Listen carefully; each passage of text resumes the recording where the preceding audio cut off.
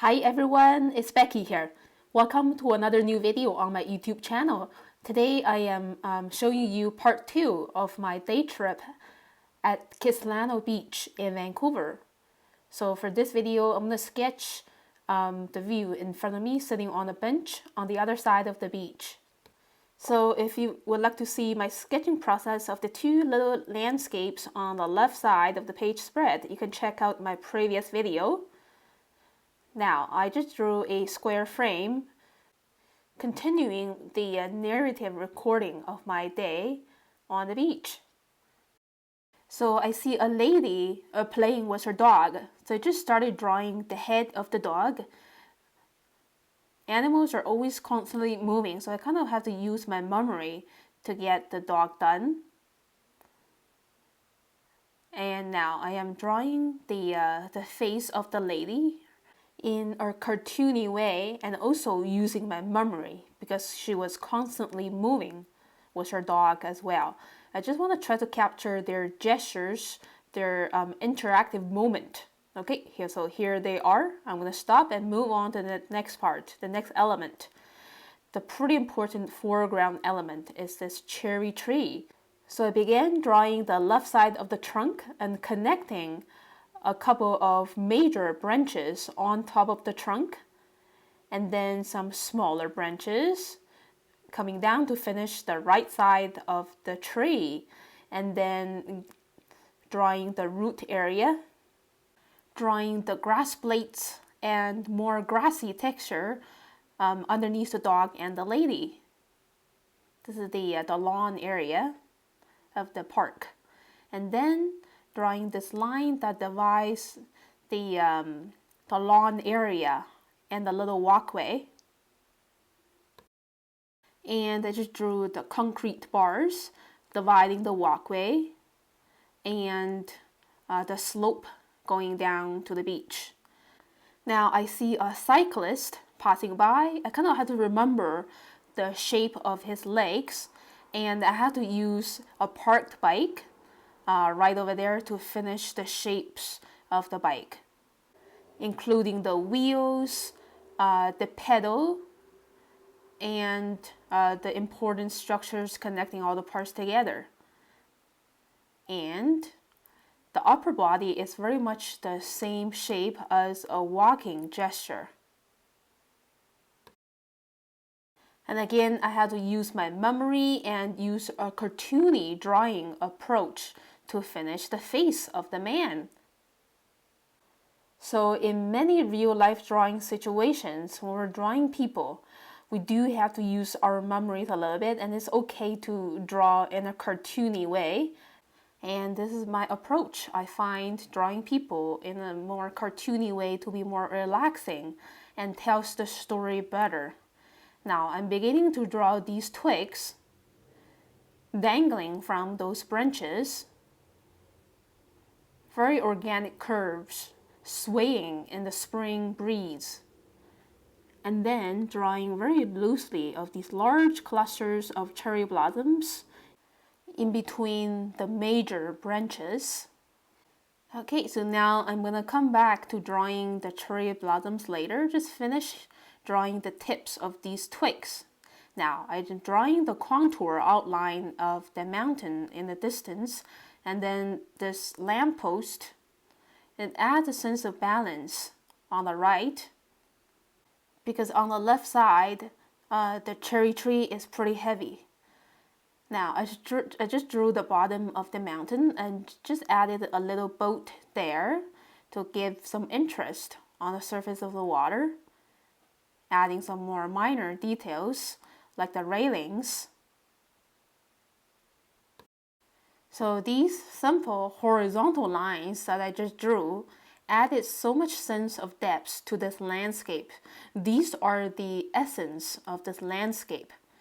And now I'm starting to add some minor details around the bottom of the mountain here, a bit of accentuation, and coming back to the branches and little twigs to draw these clusters of cherry blossoms. So it's very much impossible to capture every single cluster that's on the tree. So my goal is just to capture the abundance of flowers and the movement of these flowers swaying in the spring wind. As I often mentioned in my previous videos, it's not really necessary to capture the exact physical likeness of things. But the most important thing for us to do is to really capture the spirit of the things that we observe.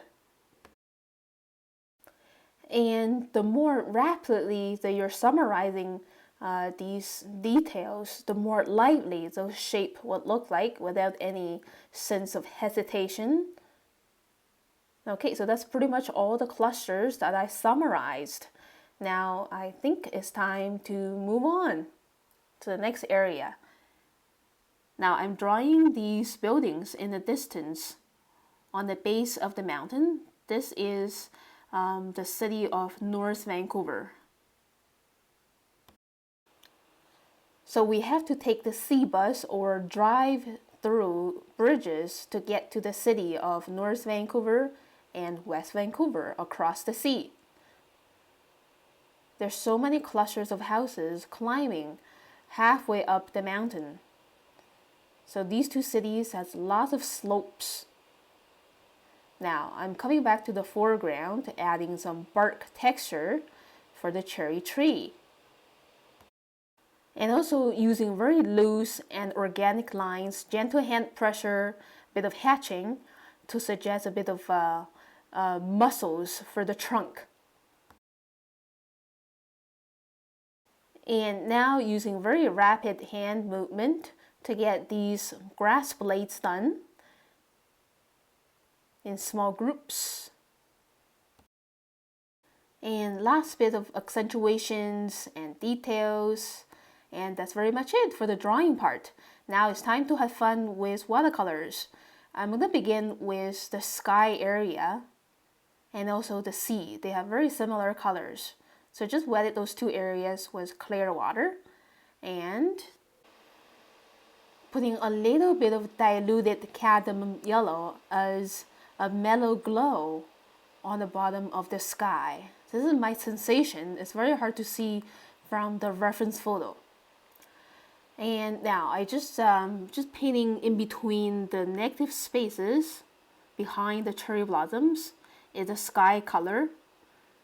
So this is cerulean blue, playing with water control and spreading it very gently in between the clusters of cherry blossoms.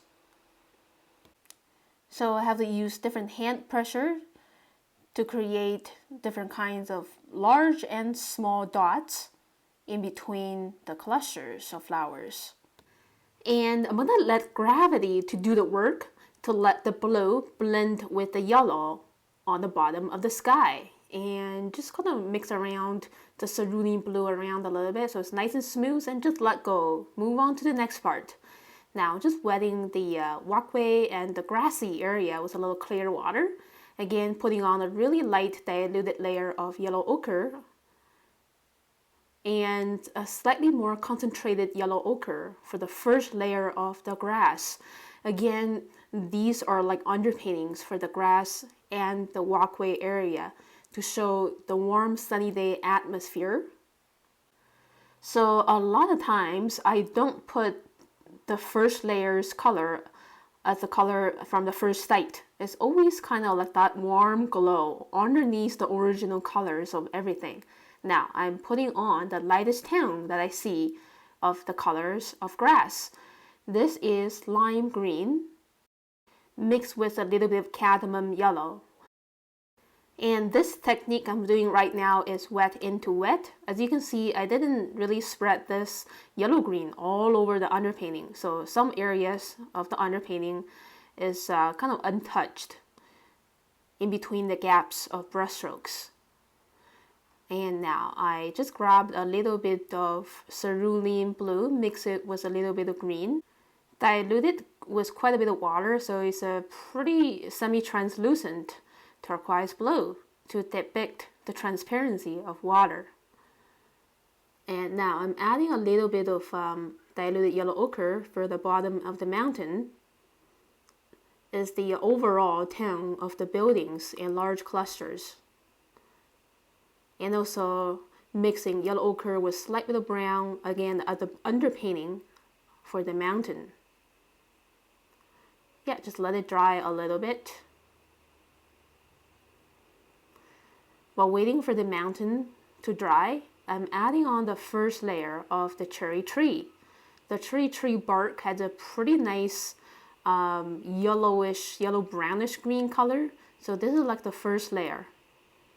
It's a mix of yellow ochre, a little bit burnt sienna, and a little bit viridian green diluted with a lot of water.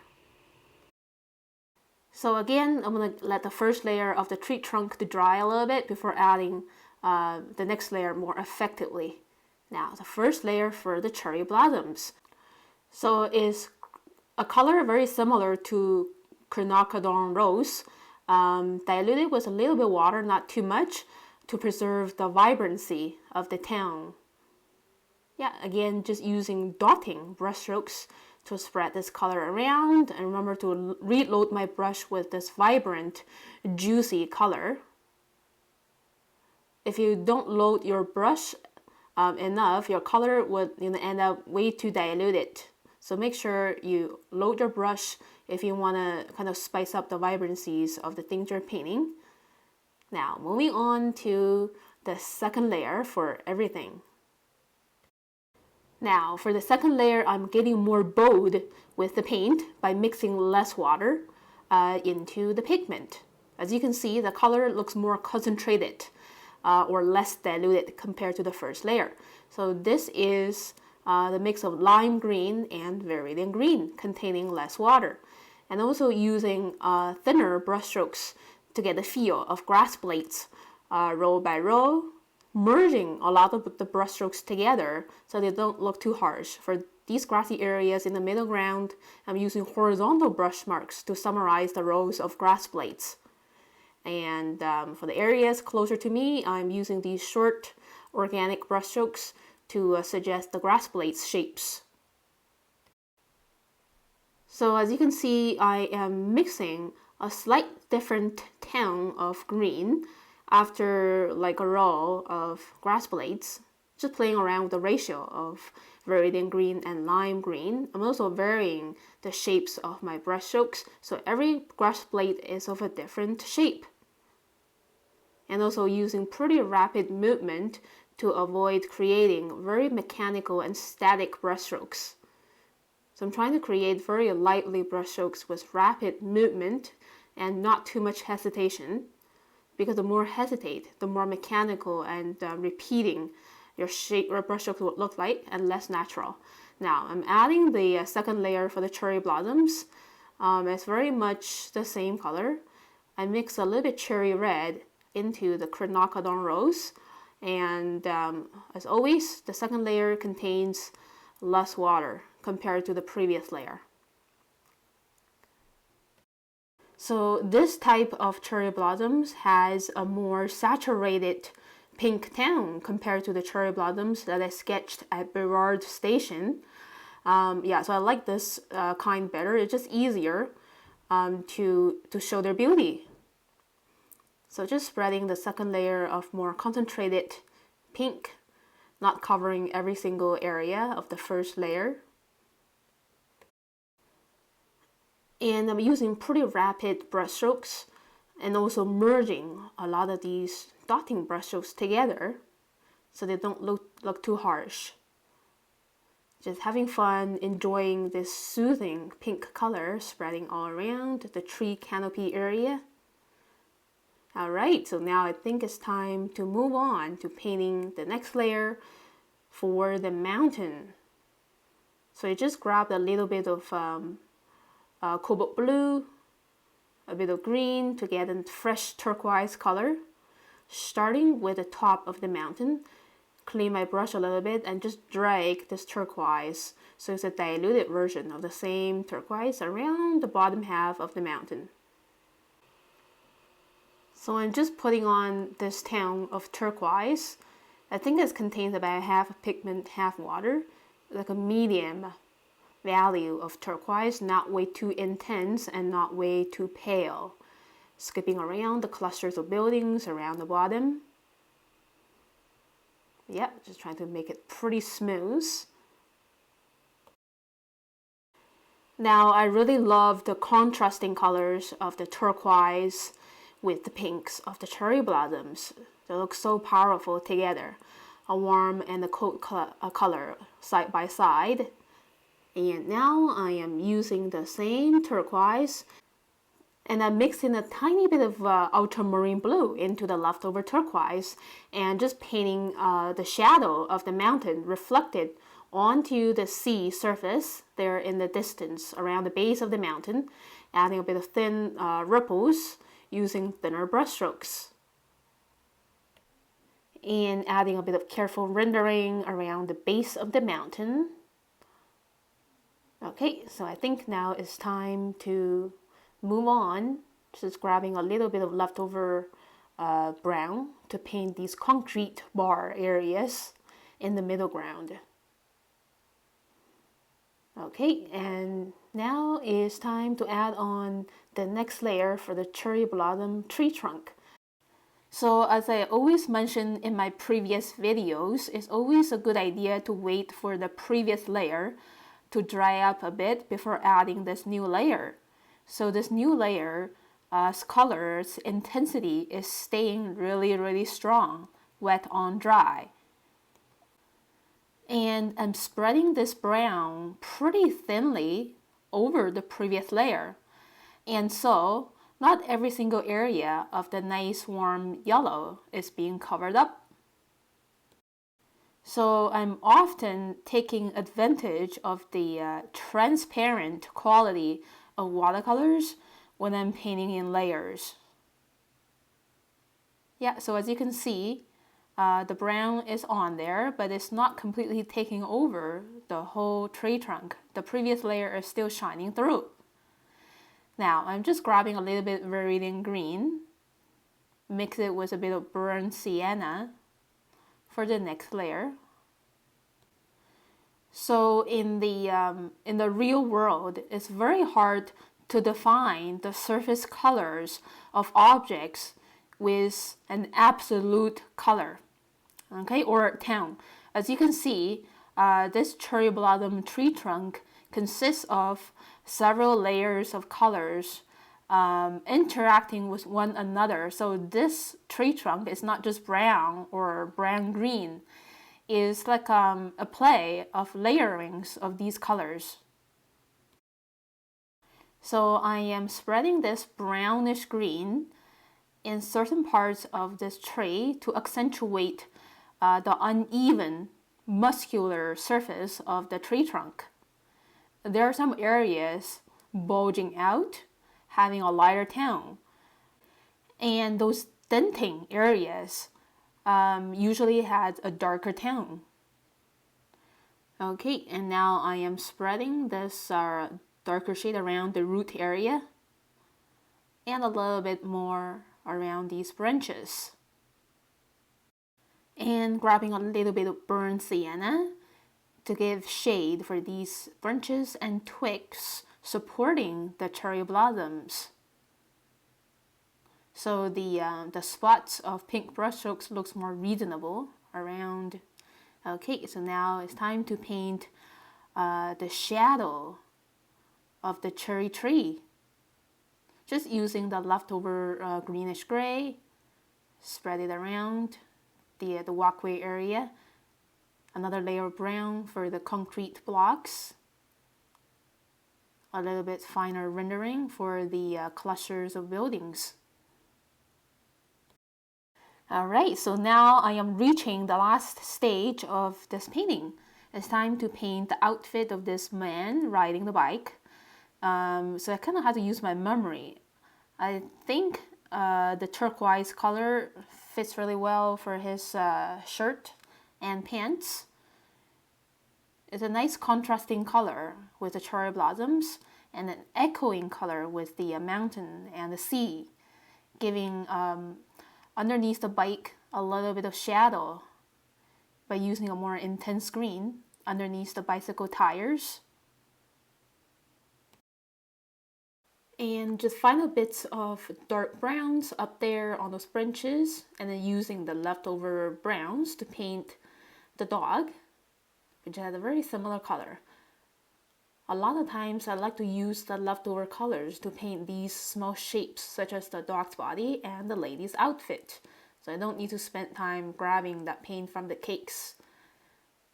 And adding some little bit of dots of petals falling down. Just a little bit, not too much. It's actually a little windy right now. And every second there's a little bit of pebbles coming down following the wind. And that's very much it for this sketch on location. It's a beautiful spring day here in Vancouver. So thank you so much for watching this video, everyone. If you like it, please click like and leave me a comment below. Subscribe to my channel for weekly updates. I update my channel with about 2 to 3 new videos every week. And it's time to pack up and go home. I will see you again very soon next time. Have a great weekend, everyone. Bye.